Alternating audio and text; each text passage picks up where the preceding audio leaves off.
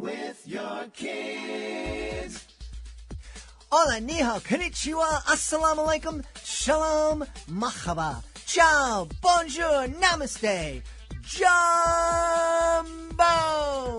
bienvenidos. Hey, my name is Jedley. Welcome to Reading with Your Kids. We're coming to you from the beautiful neighborhood of Reedville in the southwest corner of Boston, Massachusetts. We are so very honored and absolutely delighted that you're joining us in our mission to help all families grow closer through reading. We do that by sharing fun, thoughtful, and thought-provoking conversations with fascinating people from all over the world who just happen to be writing books for kids of all ages.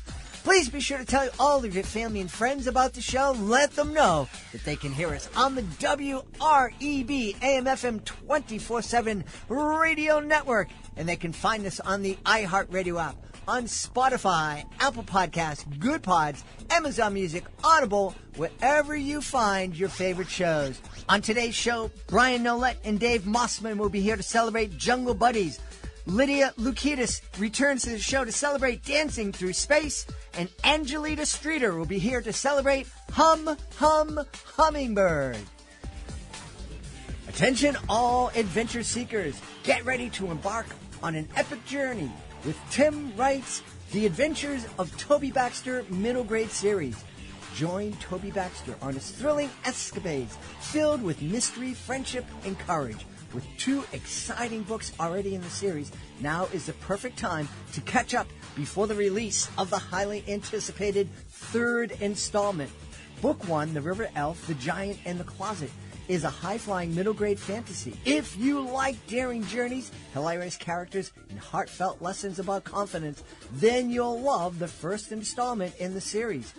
Book number 2 is River Home for the Holidays, a humorous, tongue-in-cheek middle school age science fiction book.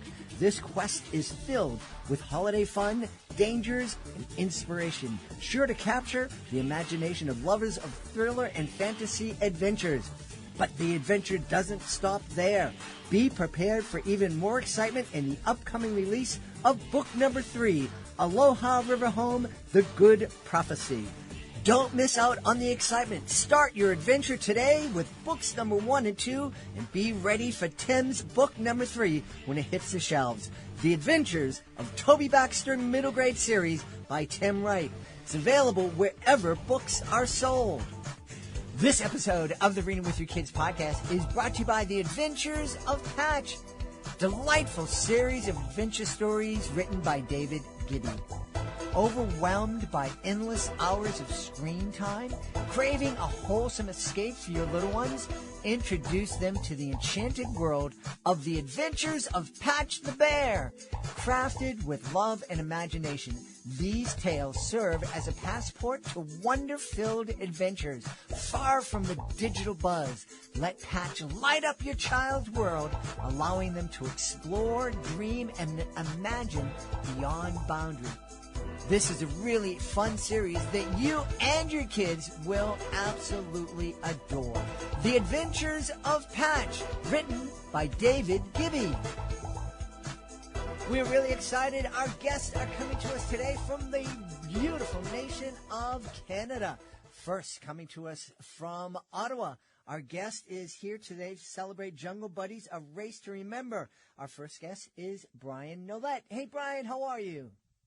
Hey, Jed, thanks for having us. We're excited to be here. I'm really excited to have you on as well. And about 500 kilometers north of where Brian is our other guest, Dave Mossman. Dave, how are you? I'm great. It's a bit chilly up here, but I'm doing good. I'm imagining it's a bit chilly up there all the time. Yes, well, we're getting into the spring, summer, so it does warm up, but we still have snow on the ground up here. Okay, we're going to talk a little bit about the part of the world where Dave is later on in the show. But first, Dave, tell us a little bit about Jungle Buddyz. Yeah, Jungle Buddyz is Brian and I's first book. Brian and I together were the buddies, and Jungle Buddyz is a story about Scooter the Sloth, who is experiencing some nerves and anxiety before a big race happening in the jungle. And his jungle buddies, his buddies, come and support him and rally around him to help him through his nerves and all the feelings he's feeling throughout the story. Brian, I have to ask, how did a couple of guys who just live a few kilometers away from Santa Claus's workshop end up writing a story about the jungle? Right. Yeah. So Dave and I we met a few years ago through a mutual friend, and we became really close. So we talk every day. And for myself, jungle has always been kind of a big theme in my life. I've been to Africa. I've climbed Mount Kilimanjaro. The Lion King is one of my favorite Disney movies. And so Dave and I started talking about writing a book together, and we decided we wanted to touch on different social emotional learning topics in each of our books. But really we wanted to avoid people. We wanted to, make it more kid friendly and have animals. And so we decided to go with jungle animals as our first theme for Buddyz. So Jungle Buddyz came to life that way. So pretty interesting. Yeah, absolutely. And so here are a couple of guys hanging out, getting to know each other, and all of a sudden you guys go, well, let's write a children's book. Yeah.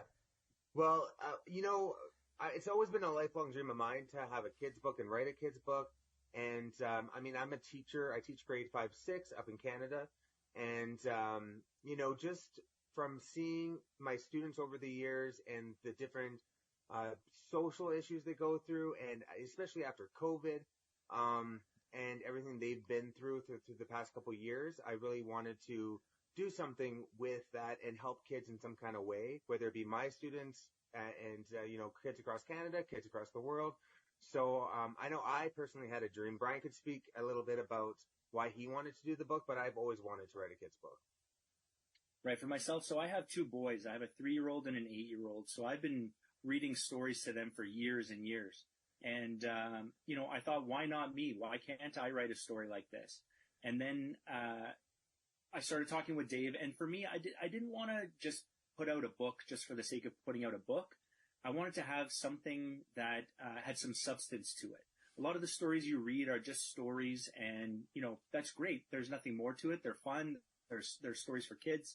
But we wanted to put out something that has, underlying lessons within the book. So that's why our first book touches on different social emotional learning topics like believing in yourself, overcoming obstacles, showing empathy, basically the pillars of social emotional learning that are going to help, build a better society, hopefully, down the road. So that's, one of the main reasons I kind of wanted to jump in was that we had the opportunity to write something that could help kids to kind of have a brighter future. So yeah, that, I guess, became our mission.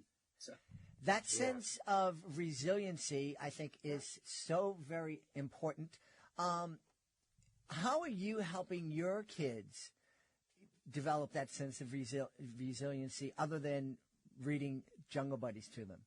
Right, absolutely. So a lot of the stuff that we put into the book is stuff I practice with them in real life. So, understanding their emotions and really developing self-awareness, helping them develop their own self-awareness. So if they're aware of why they're feeling certain emotions, then they can better manage those emotions. And as for myself, it has to deal with, social awareness. So I can see, how they're feeling and show empathy and rather than, having a punitive, decision right away, you're almost showing an empathetic decision and trying to understand from their point of view, because they don't always know how to express themselves. And so that's one of the reasons we wanted to write these books, is to help them generate their self-awareness, to help better manage their emotions. And, with emotional awareness comes emotional control. So, I practice that with my boys almost every day. If they'll have, a strong emotion, if one of them gets angry or something, I try to understand why they're feeling this way and try to make them understand, why they should or shouldn't be doing something. And then maybe they'll be able to reflect next time they feel this emotion and not react the same way. So, yeah.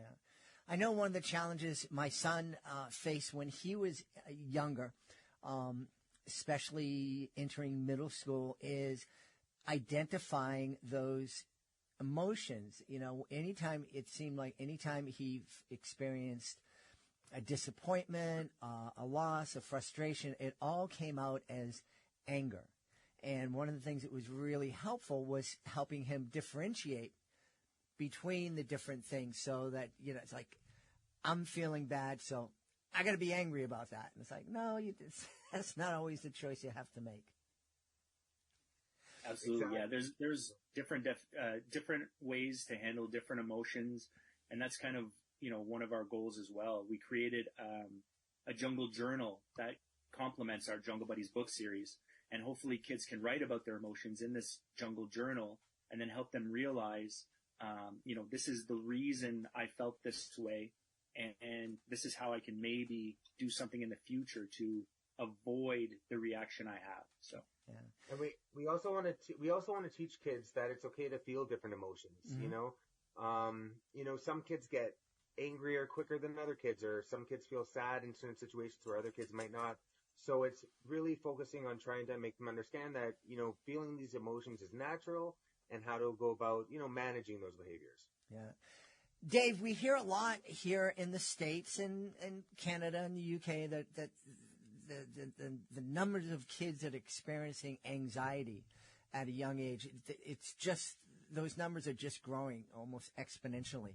I'm curious, you shared with me before we started recording that you were a teacher on a very remote, in a very remote First Nation community. Are you experiencing the same thing in that community?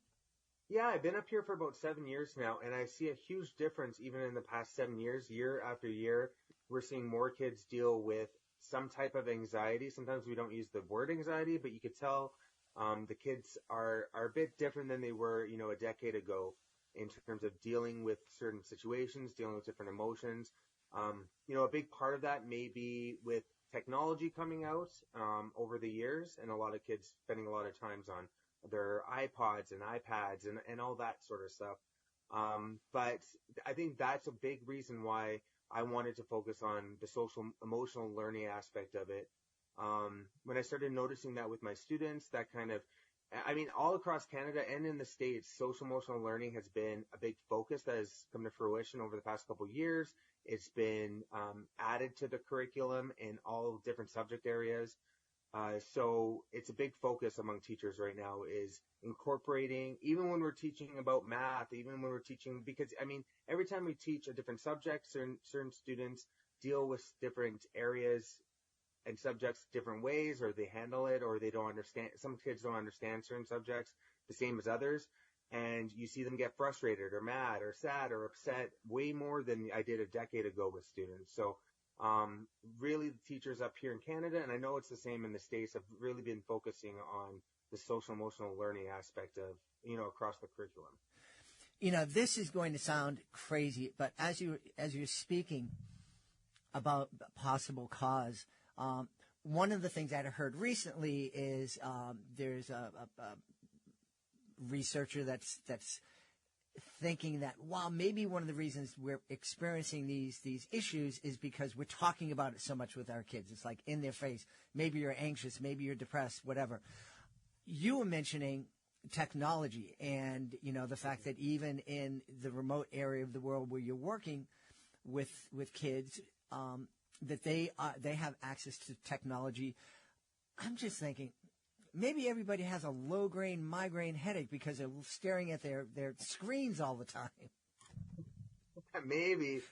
I think a big part for the kids that I deal with that I kind of see is mainly they see, especially I'm on a remote reserve. We only have 80 students at our school. We only have 300 people on our island in our little community here.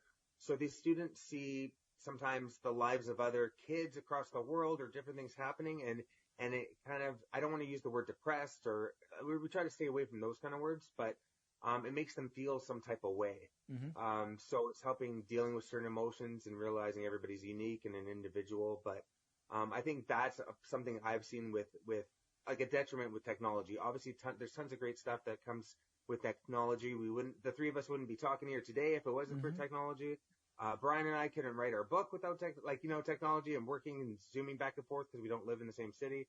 But I think it had some hindrance on kids. But Brian and I are just doing our best to try to come up with creative ways to teach kids, about behaviors and emotions. And And we also, we created a website too that teachers can access. I know teachers at my school have been using it alongside our book with lesson plans. And each lesson plan is about social emotional learning, whether it be math, language, arts, social studies, and dealing with our book and teaching kids about their emotions and behaviors. Yeah. I know that when I was younger, I would get sad easily. I wasn't one to get mad. I'm not one to play a board game and flip a table, but I would get down quite often. And so I sometimes when I see that in a kid, I can relate to that, and it kind of made me want to help them through that process, but no matter what kind of emotion that is. Yeah. Brian, Dave just said something I think is pretty interesting. And you've traveled the world, so you know that there is a difference, and possibly a disparity in the way people live in different communities. I spent a month touring and performing down in El Salvador in Central America. Had a wonderful time, met lots and lots of people, but I also met people who were living a very different lifestyle than I lived and that possibly you lived.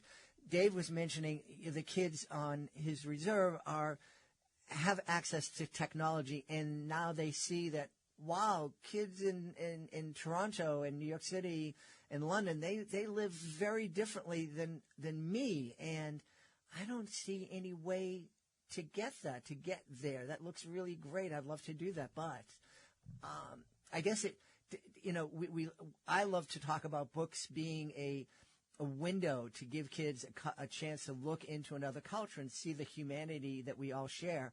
I never thought of it, technology being a window into looking at someone's life that looks a lot better than mine, and I'm kind of jealous about that.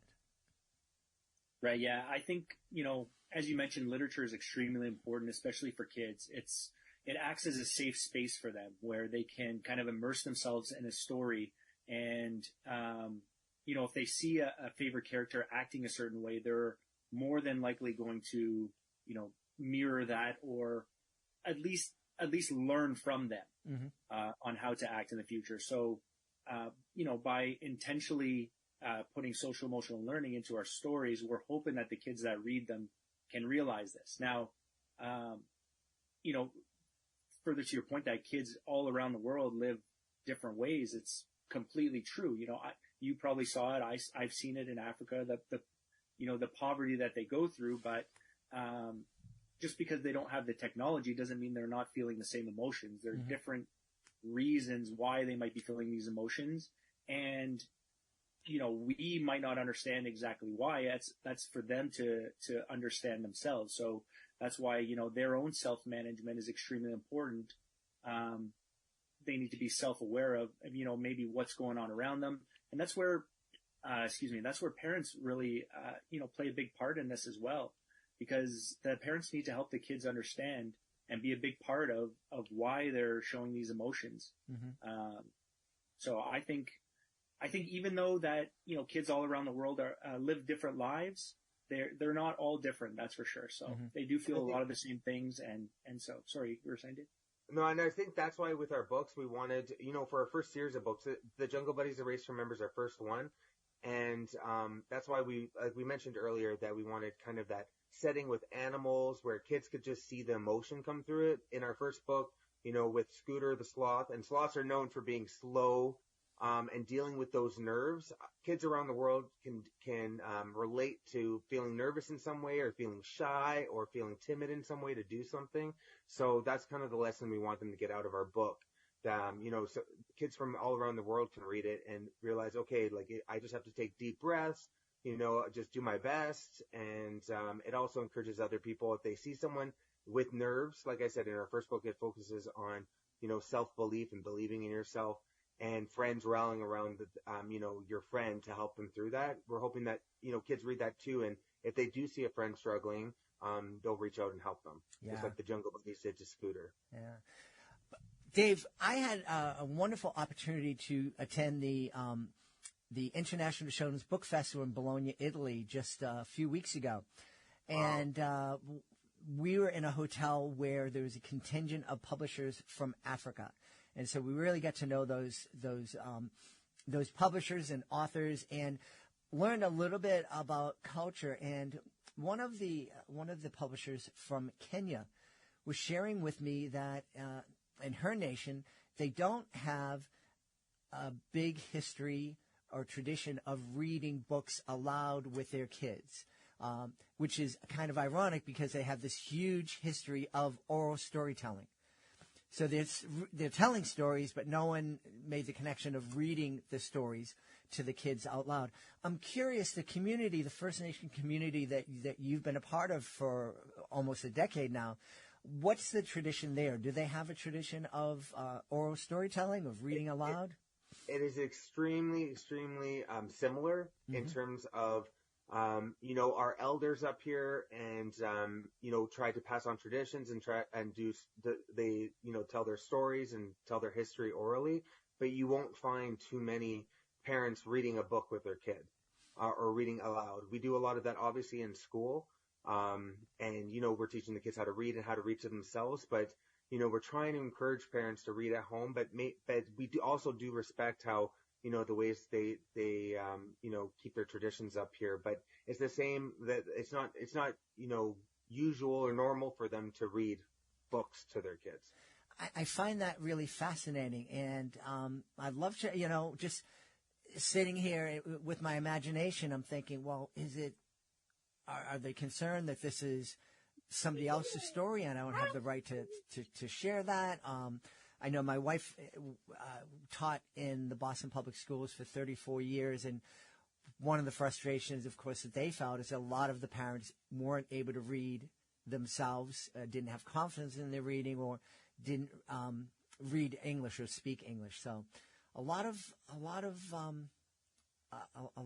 different balls are going on in the air up there. Yes.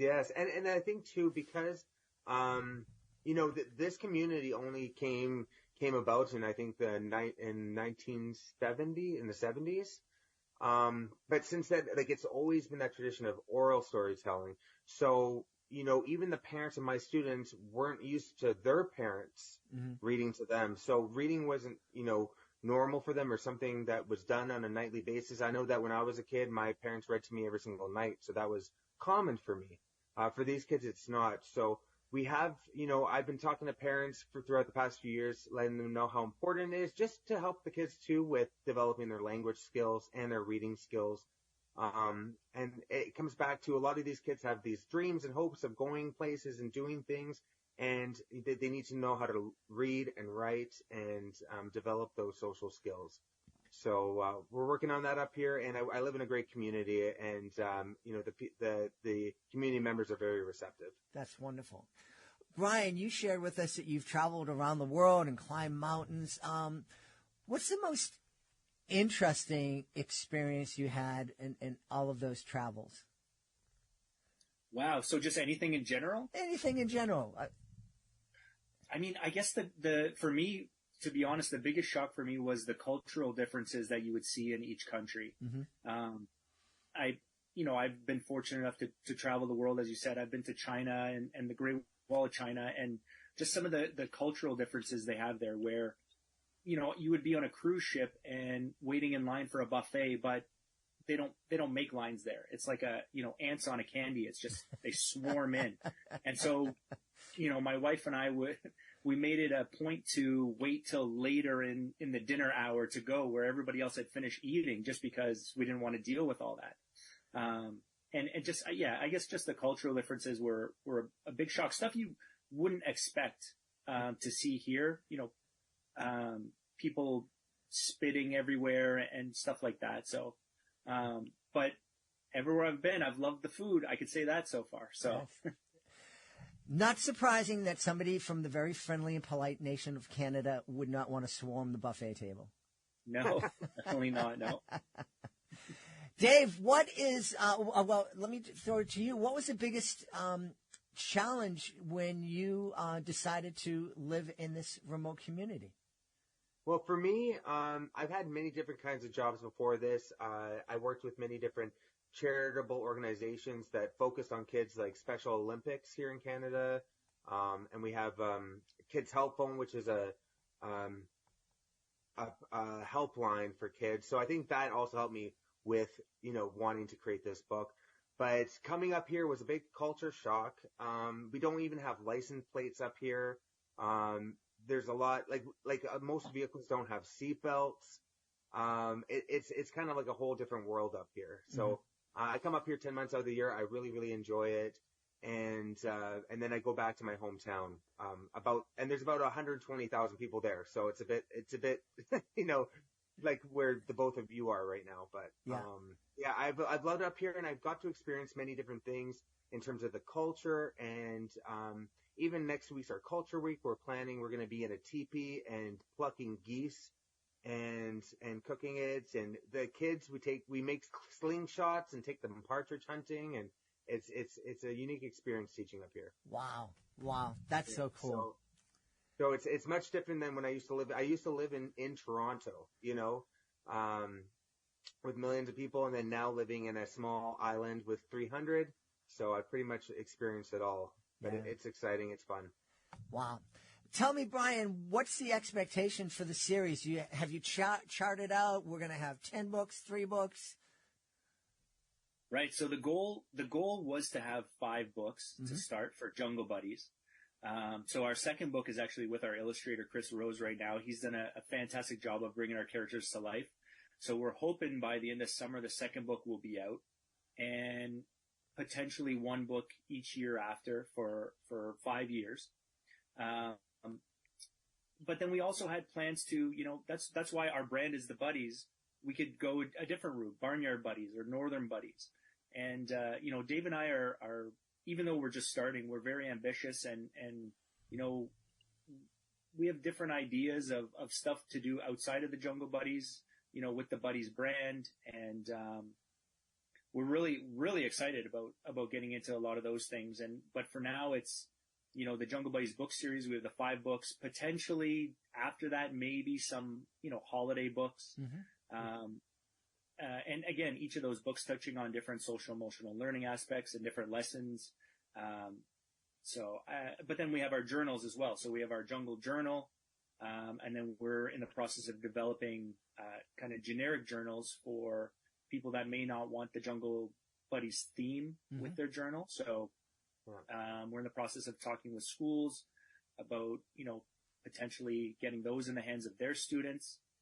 All kinds of stuff. So we're excited. I mean, we're still new, but we're really excited about the possibilities of what's happening. So Dave and I both come from marketing backgrounds, so our minds are constantly going, and there's not a day that goes by where we're not talking to each other about this idea or that, or what do you think about this? Should we go this route? What can we do?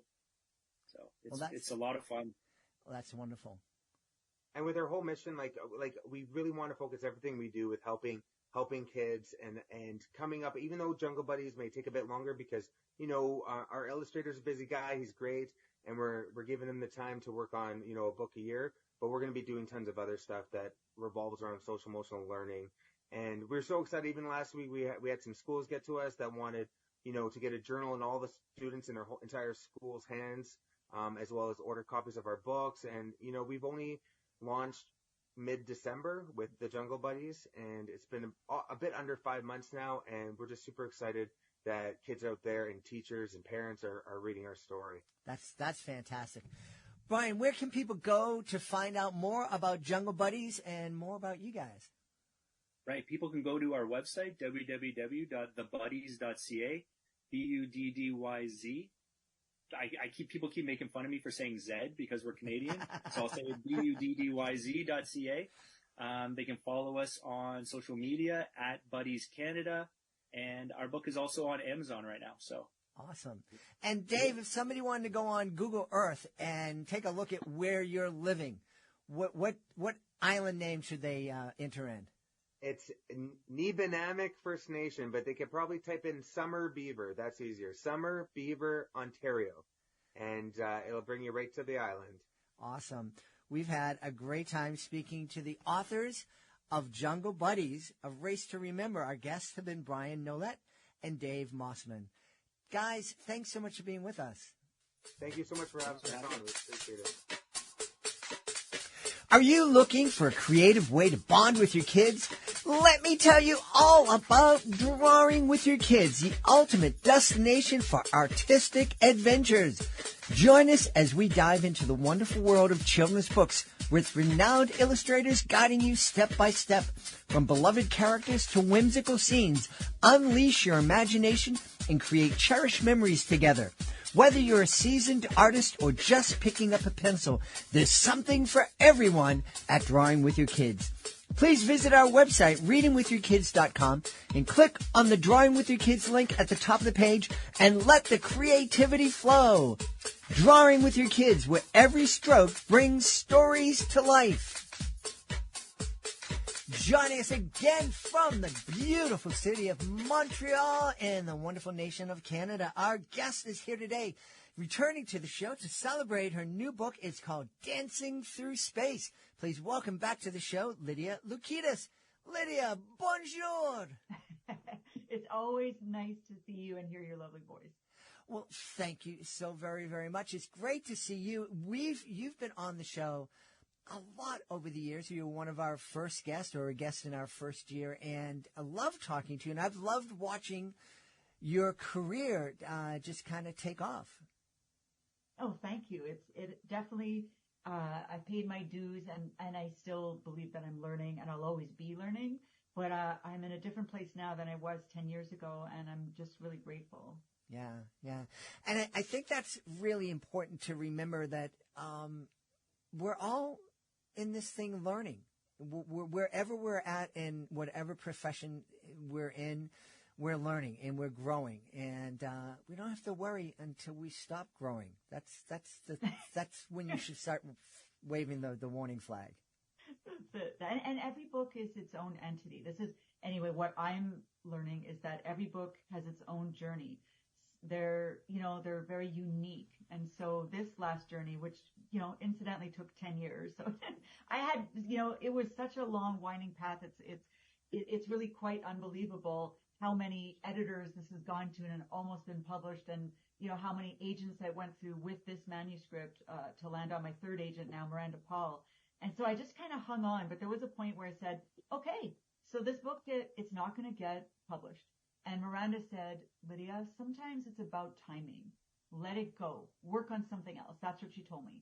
So I did. I had really in my heart been okay with the fact that it probably will never get published. And so I let it go, started working on other things, and just took my mind out of there.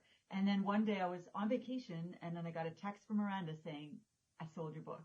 So it came out of left field because I didn't even know she was submitting it anywhere. It was the right time at the right place, just the right conversation, and there you go. So sometimes you just never know how it's going to unfold.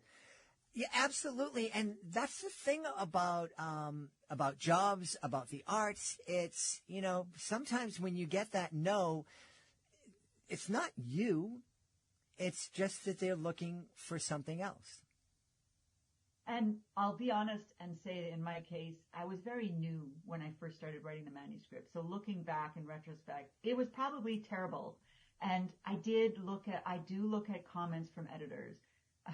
And that is because I want to make myself a better writer. And so I remember a moment reading, well, this text was very ordinary. There's nothing special about it at all. And I was so depressed for a while. I was just like, am I in the right line of business? And after a while, I picked myself up and I said, you know what? I'm going to make this text better. And what I realized is that it was pretty bad because there was no hook. And so it took me about 3 to 4 years to develop my hook. Then it got better. I started sending it out. People were interested. They were like, could you take it further?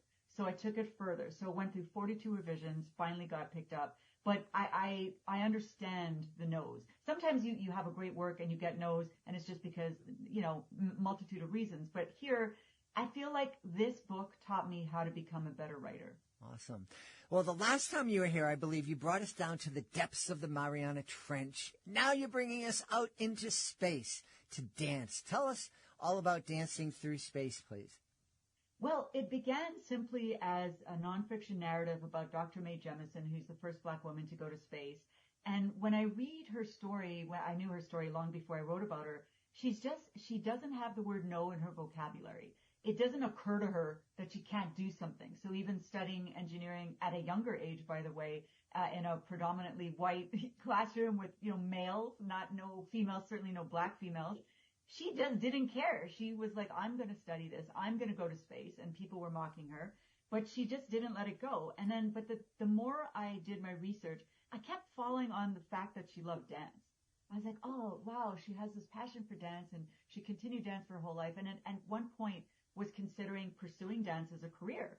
And her mother said, well, why don't you can be a doctor who dances, but you can't be a dancer who's also a doctor. So study science, but you can still dance. And that's exactly what she did to this day. And so that's kind of when I figured out the hook.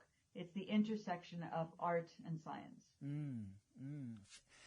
Do you think that there's more of a connection between art and science, that it's just not that she happened to dance, but that there's what makes her a dancer also helps her be a great scientist? That's exactly what I talk about in the book. The skills that she acquires, patience, learning routines, memorization, that she learns as a dancer help her as an astronaut, and then vice versa. The training of becoming an astronaut is very grueling, and so it teaches you to become a better dancer. So what I learned was, and why did I always want to write this book? Because there's lots of books that got lots of no's, and I just kind of gave them up. This one I didn't give up because there was a personal investment. I was always an artist, and then I studied science, and I did like science, but I saw the worlds as two separate worlds. And one day I said, I don't want to study science anymore after I got a degree in pure and applied science. And I said, I want to be a writer, or whatever. I want to be an artist of some kind. So I studied literature. And I kind of left that world behind. And now I'm writing about science, so I've come full circle. And what I've realized is that art and science are connected. And to really understand our world, you have to look through both lenses. Yeah, absolutely. We've had engineers who've written books on the show, artists to help our kids through our Drawing with Your Kids video series. And one of the things that I take away from those conversations is that the way an engineer looks at a problem is similar to the way an artist draws a character. When I try to draw a character, I just kind of start and I make a mess. But an artist, they tell us, I look at something and I see the different shapes. I said, and an engineer tries to break down the different problems instead of like looking at the whole problem. It's like, okay, let's break this down into chunks. And, that kind of fascinated me, that connection between the two. Yeah, I mean, I think they're talking about the same thing, but using different language. Mm-hmm. The language an engineer will use will be different. They're more analytical than what an artist would use. But we're all talking about connections. And of course, there's differences. The world of hard sciences is not, some artists would have no connection to that. That's fine. But what I'm saying is that you don't just have to be one thing in life. And that's what I learned on my journeys. When I left the world of science, I didn't have to leave it. I could still be there, but also be a writer. I can do both. And now I am doing both. Yeah, that's really wonderful. And what a great lesson to share with kids. There are so many kids out there who dream about being a hockey player or a basketball player, or, again, there are many girls who dream about being a prima ballerina. And they only think that there's one path. If I don't make it to the NBA or the NHL, I've failed. Where you can be a hockey player and in lots of different ways. You don't have to be in the NHL. You don't have to be necessarily on the ice. Just helping our kids embrace that love, but also letting them know there are many ways to accomplish their dreams. Absolutely. I think the key thing is to keep following your passions. And not just one, multiple passions. So that's all there is to it. And then your life will crumble the way as the cookie crumbles, the saying goes. But it will take work. I always tell students, well, hey, if you want to play for the NHL, guess what? There's going to be sacrifice involved. You're going to have to work hard. You're going to have to miss some parties because you have to get up at 5 a.m. to practice. So you have to be prepared to do the work. Also, dreams don't just materialize because you have them. You also have to follow up with action. Mm-hmm. Yeah. Tell me a little bit more about this amazing woman. Where do you think she gets that drive that I don't care, I'm the only woman, I'm the only black woman in this class. I'm going to make this happen. I want it. I think it's twofold. I think it's her personality. I've seen so many interviews with her. I feel like I really understand. She's a very no-nonsense kind of woman who just speaks her mind and is unapologetic for it. And I appreciate that. But then the second thing is I think her parents really did a great job, because when she would ask a question, they would never answer her. They would say, well, go look it up. And so that taught her independence and also how to seek knowledge and just, well, learn it yourself. And she ended up studying science, becoming a doctor, studied engineering, becoming an astronaut. She did a lot of things. She wasn't just one thing. So even in the realm of science, she did a lot of things. And then on top of that is the dance. Mm-hmm. So it's pretty marvelous. Not many people can say that. Yeah. And her parents were telling her to look things up before Google. Yeah, in the dictionary or in a encyclopedia back in the day. God forbid that kids today know what encyclopedias are. Yeah. So how did you encounter this amazing woman?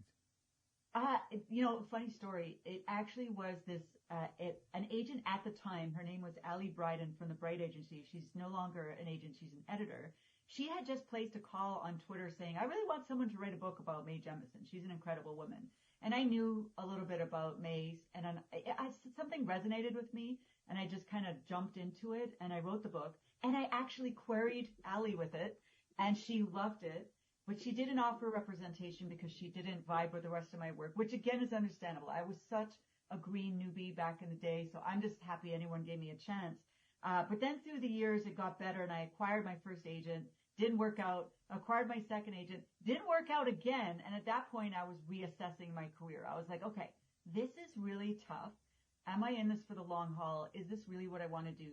But the resounding answer was always, it is really what I want to do, so I'm going to stick to it. And I did, and then I landed on Miranda Paul, who's amazing, and then she sold that manuscript and a bunch of my other ones. That's really wonderful. I'm curious, did you have a chance to talk to Dr. Mae yourself? No, but I did try repeatedly. So I really tried to reach out. I don't know if she got my, my emails. I have no idea.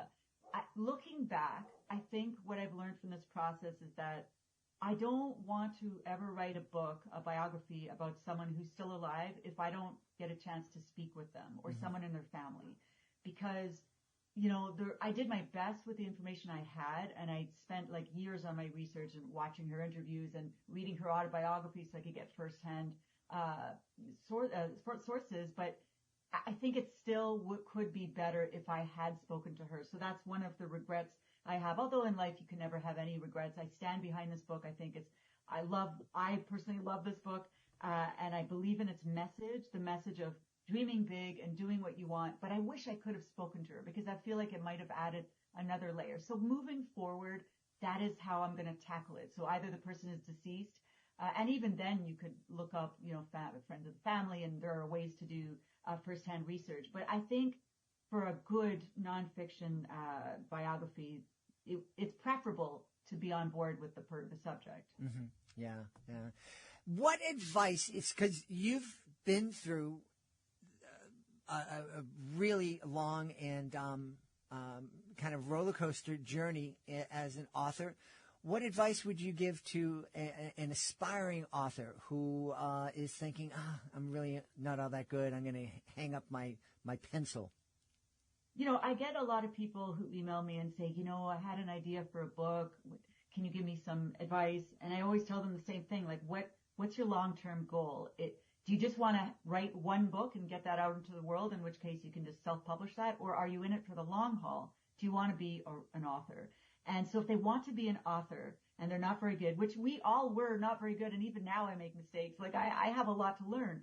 So you just keep at it. You read, you write, edit, and then also study the market. So, watch a lot of webinars, get involved with SCBWI, go to these, workshops and these webinars that are not only online, but in person so you can make contacts. But it's just like you have to devote part of your time to learning. Mm-hmm. So during a week, I'm like, I have so many deadlines, but also I need to read and write and check, watch a webinar or two. Like you have to keep learning. So my advice to them is don't give up, but also have the wisdom to know when for example, not every book you write is going to get published. Mm-hmm. So I've published 52 books, but I've written about 90. So the other 40 are kind of in the garbage.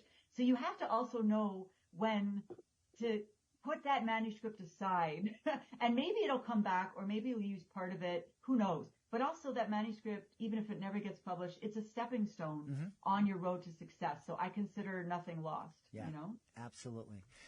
Lydia, where can people go to find out more about Dancing Through Space and also find out more about you and those other books that you've written?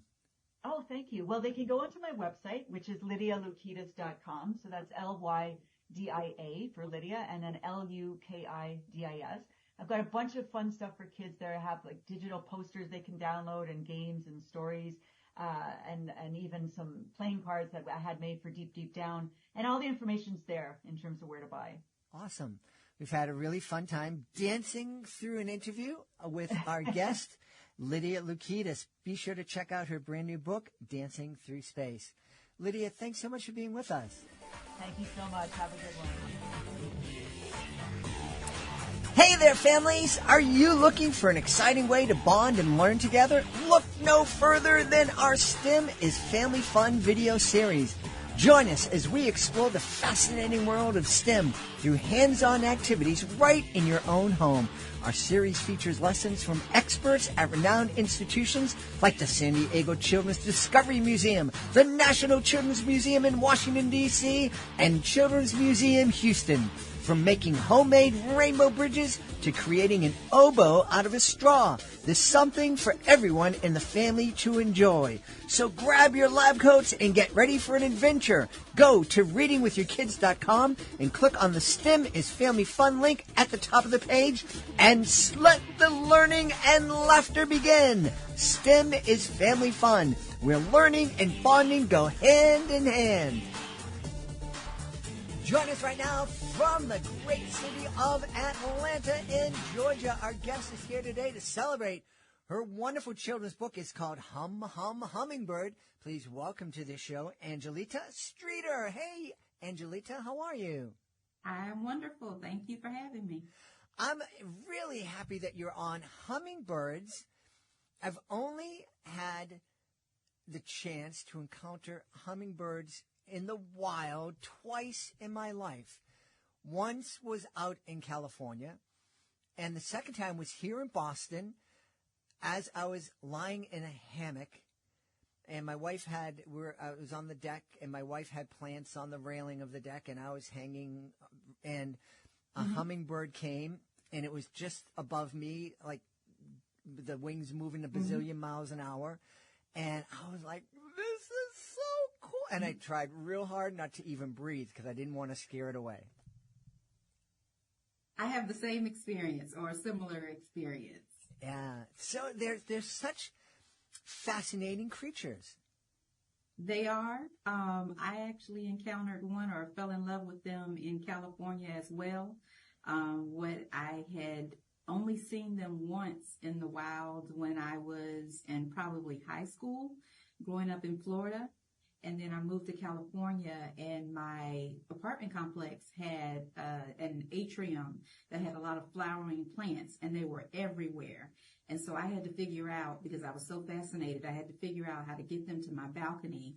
And so I started researching, and I bought a hummingbird feeder, and the rest is history. I fell in love. You know, I did the hummingbird feeder thing, but it didn't seem to work, or at least I never saw it. Yeah, wow, there's a problem. Sometimes it'll take a couple of weeks, but once they find you, they will always come back to you every year. You'll have your own. Yeah. So what are we going to experience when we sit down and read Hum Hum Hummingbird with our kids? Well, you're going to learn about a little boy named Emerson who befriends a talking hummingbird. And the hummingbird he is at first scared of because of the sound of his wings. And I'm not sure if you know, but hummingbirds are actually, they get their name from the fact that their wings make a humming sound. Mm-hmm. So Emerson meets Huxley, a talking hummingbird, and he ends up befriending him, teaching him all about hummingbirds, and again, they develop a friendship, and he overcomes his fear. What a neat little story. Thank you. Yeah. I love it so much that I did a part 2 to the story where Hummingbird, A Feeder and Friends, in that book, the Emerson's grandparents actually buy him a hummingbird feeder, and they teach him how to attract the hummingbirds. And then you meet Huxley's sister, Haley. Neat. What is it about, because you've taken this to like a new level. You wrote the children's book, but you've just kind of gone all in on hummingbirds. I have to say they're my passion. They say if you do something that you're passionate about, you'll never have to work another day in your life. And so I sort of did it like that. I use it as a side hustle. So I started a hummingbird business, an e-commerce business where I sell hummingbird accessories. So I sell my books there. I sell feeders, hummingbird earrings. And it's called myhappyhummingbird.com. I have the second book that I've now written in a year, and I am thinking about a third. Yeah. So I love to let children know, and adults, because I buy my friends feeders as well, so they can attract them to their backyards. So I just want to create more hummingbird lovers in the world. Yeah. Well, hummingbirds are, in addition to being beautiful and really tiny and cute and all of that, they're really important for our environment. They are. They're pollinators. So they carry the pollen from one plant to the other. They're absolutely fascinating. There are more than 300 species of hummingbirds. They're the only bird that flies backward. They're the only they're the tiniest bird in the world. They have eggs the size of jelly beans. That's just how small they are. They have impeccable memories. They come back to where they were born. So if you start feeding them with a feeder, they'll actually come back to the area every year, and you can kind of identify them and call them, quote unquote, your hummingbirds. It's against the law to keep them in captivity, but they live about 3 to 5 years on average. They travel during the day and they're active during the day. At night, they go into something called a torpor, which is similar to hibernation, but on a much shorter hours instead of months. They don't walk. They drink nectar. They eat small bugs. So they are pollinators, and they bring beauty to the world, and they make you stop and look at the small things in life. And they eat all the bugs that make you crazy. Well, not all of them, but at least the smallest ones they do. Now, do you know where they migrate to in the wintertime? Yes, at least the red-throated ruby is the hummingbird that I'm most familiar with, and that's because it's in the southeast United States. I also encountered it in California, but they go as far north as Canada and as far south as Central America. They can even fly 500 miles at a time without stopping for rest. Wow. So during migration season, some of them take the land way up through Central America and Mexico back into the south of America, but many of them fly directly across the Gulf of Mexico, and they find rest on oil rigs and fishing boats. Wow. 500 miles without resting. I can't drive 500 miles without stopping and doing what I need to do. Neither can I. Wow, that's crazy. And the thing that fascinates me is that they're so tiny, so their brain is even tinier, and still they're able to navigate their way thousands of miles and then come back to the spot where they were born. It's it just blows my mind. Their memories are impeccable. So they do use their memories in order to come back to where they were born, but their sight is also, they have excellent sight. I'm in a social media group for hummingbird lovers, and I saw once that a high-rise in Atlanta, someone who lived in a high-rise on the 17th floor had a hummingbird coming to their balcony. And I just thought that was absolutely fascinating that they could find a hummingbird feeder that high and without being surrounded by, trees and foliage and flowers. Wow. So they're amazing little creatures. Yeah. What's the one real important conversation do you think families can have as they're reading Hummingbird together? That friendship is important and getting to know someone.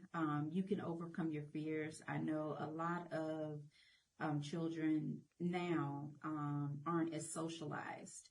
So, and they aren't as socialized because they don't know something about the other person. They're fearful of getting to know. They're fearful of what that person will think about them. And Hummingbird, it shows them that they can educate one another about themselves and become friends through education. Yeah. Talking about friendship, about nature, I'm imagining it would be a really great way for a kid who maybe have some social anxiety to get into a group about hummingbirds.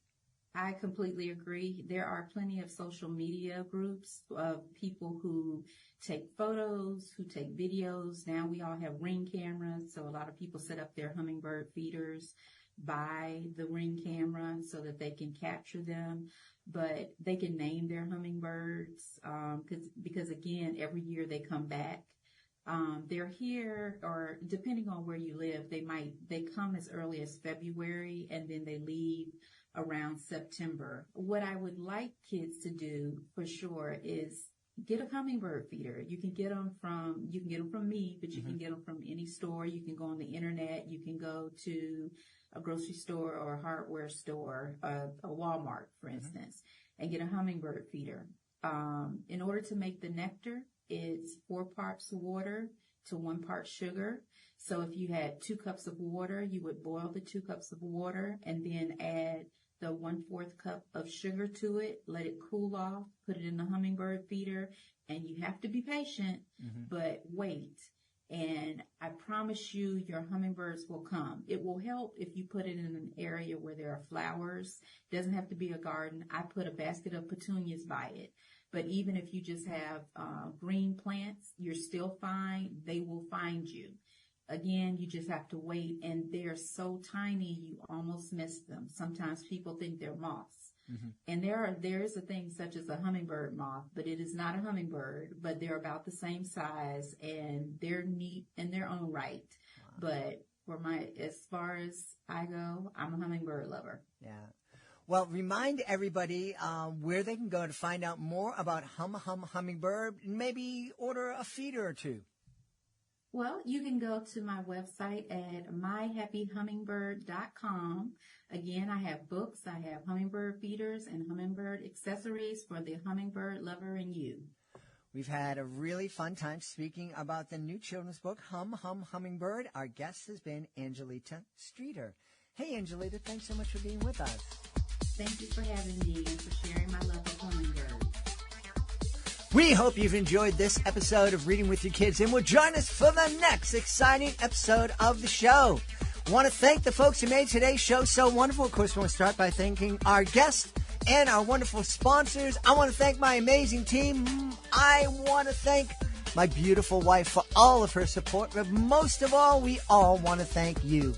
Thank you so much for taking the time to join us today. And as always, thank you so very much for taking the time to make the world a better place. And you do that every time you read with your kids.